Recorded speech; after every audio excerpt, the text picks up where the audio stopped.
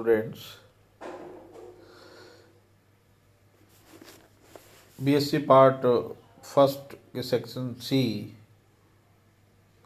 की श्रृंखला में आज हम हार्डी वाइनबर्ग का आनुवंशिकता का साम्यवस्था का सिद्धांत पढ़ेंगे। हार्डी वाइनबर्ग नामक वैज्ञानिकों ने 1908 में जीन और जीनोटाइप आवृत्ति की गणितीय व्याख्या की और आनुवंशिक साम्यावस्था को दर्शाने का प्रयास किया। इस नियम में एक बड़ी और रैंडमली पॉपुलेशन में यदि उद्विकासीय बल जैसे प्राकृतिक वर्ण है, नेचुरल सिलेक्शन, उत्परिवर्तन, आनुवंशिक विचलन यदि एब्सेंट हो तो जीन और जीनोटाइप आवृत्ति पीढ़ी दर पीढ़ी स्थिर बनी रहती है। इसका मूल जो स्वरूप है इस सिद्धांत का वो यही कहता है कि जो इसकी व्यवस्था है वो इनमें लगातार विचलन होते रहना चाहिए। किसमें? जैसे एक तो आपको हमने बताया प्राकृतिक वर्ण नेचुरल सिलेक्शन में होना चाहिए और म्यूटेशंस में होना चाहिए, और आनुवंशिक जो विचलन है वो अगर एब्सेंट रहता है किसी भी पॉपुलेशन में तो जीन और जीनोटाइप की जो फ्रीक्वेंसी है वो पीढ़ी दर पीढ़ी क्या बनी रहेगी? इंस्टेंट स्टेट बनी रहेगी, यानी कि स्थिर बनी रहेगी, कोई उसमें परिवर्तन नहीं आएगा, यानी कि समुदाय आनुवंशिक संतुलन की स्थिति में रहेगा। जब आनुवंशिक संतुलन की स्थिति में रहेगा तो हम ये कह सकते हैं कि उसमें कोई भी नई जाति का विकास नहीं होगा, और नई जाति का विकास अगर नहीं होगा तो इसको हम उद्विकास की श्रेणी में नहीं रख सकते। तो ये जो नियम है वो वास्तविकता में उद्विकास में नींव का पत्थर साबित होता है। अतः हार्डी वाइनबर्ग का जो नियम है यह स्पष्ट करता है कि यदि जीन आवृत्तियाँ परिवर्तित नहीं होंगी, अर्थात वे समुदाय आनुवंशिक संतुलन की दिशा में रहता है, तब उसमें उद्विकास की दर 0 होगी। ये बहुत महत्वपूर्ण बात इसमें यहाँ आई है कि अगर वह आनुवंशिक संतुलन की दिशा में रहता है तो उसमें उद्विकास की जो दर है वो कैसी होगी? 0 होगी। तथा हार्डी वाइनबर्ग सिद्धांत केवल निम्न परिस्थितियों में लागू होता है। ये जो परिस्थिति मैं बताने जा रहा हूँ उन परिस्थितियों में ही ये लागू होगा।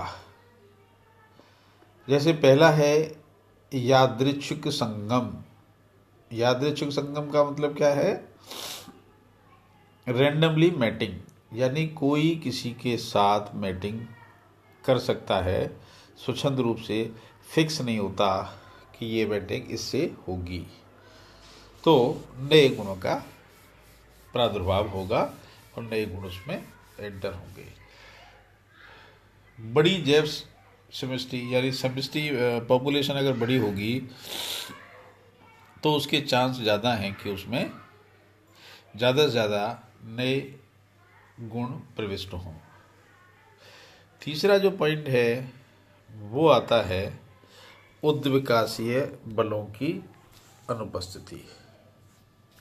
उद्विकासीय बलों की अनुपस्थिति यानी जो फोर्स है, उद्विकासीय जो फोर्स होती है जो करने के लिए गुणों को एक पीढ़ी से दूसरी पीढ़ी में ट्रांसफ़र करने के लिए जो फोर्स होती है, और जो एक तरह से मोटिवेशनल फोर्स कहते हैं उसको,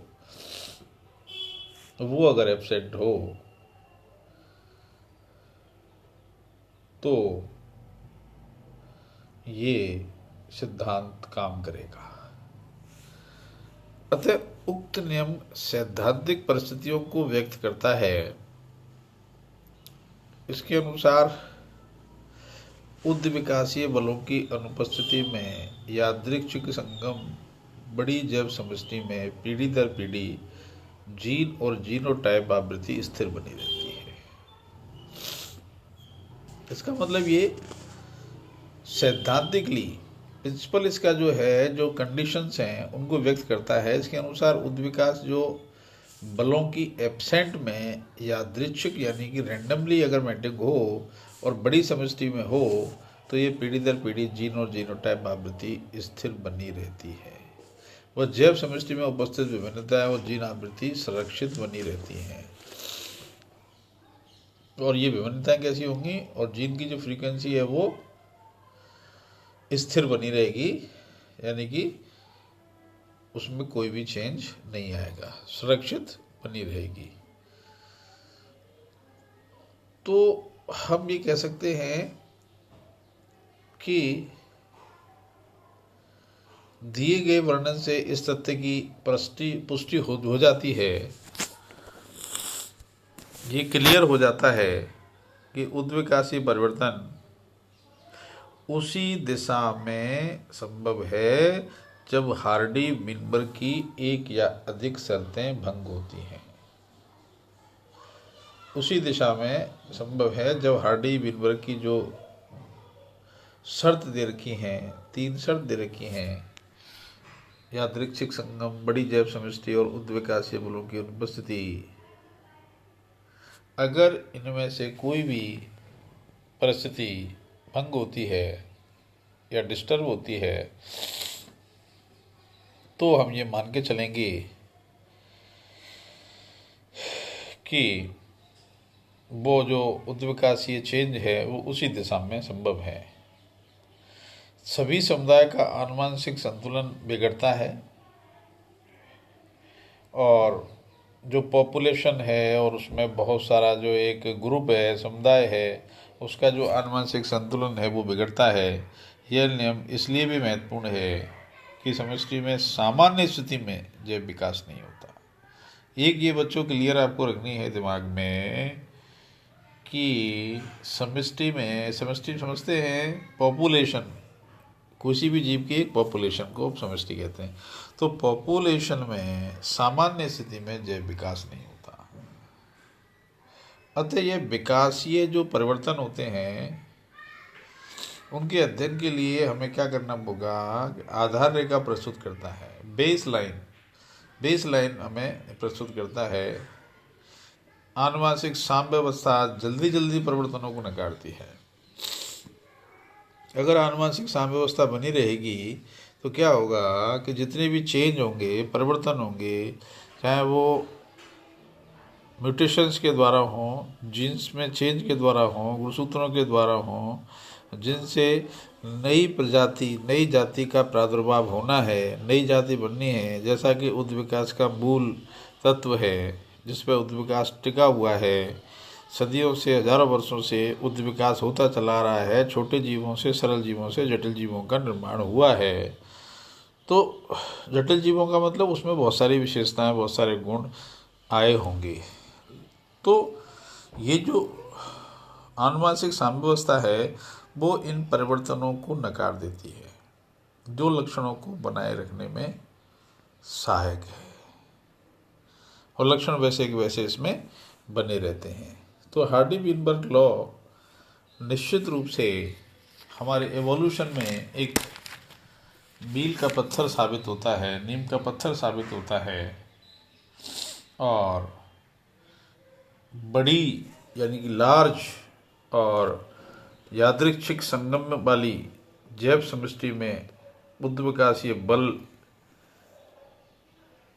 का विचलन अगर एब्सेंट है तो जीन और जीनोटाइप की आवृत्ति पीढ़ी दर पीढ़ी स्थिर बनी रहती है। ये जो नियम है ये लगातार हमें ये प्रेरणा देता है कि उद्विकासीय बल और इस पर आधारित है। हार्डी-वीनबर्ग लॉ जो आनुवंशिक साम्य व्यवस्था का सिद्धांत है इस पर निर्भर करता है।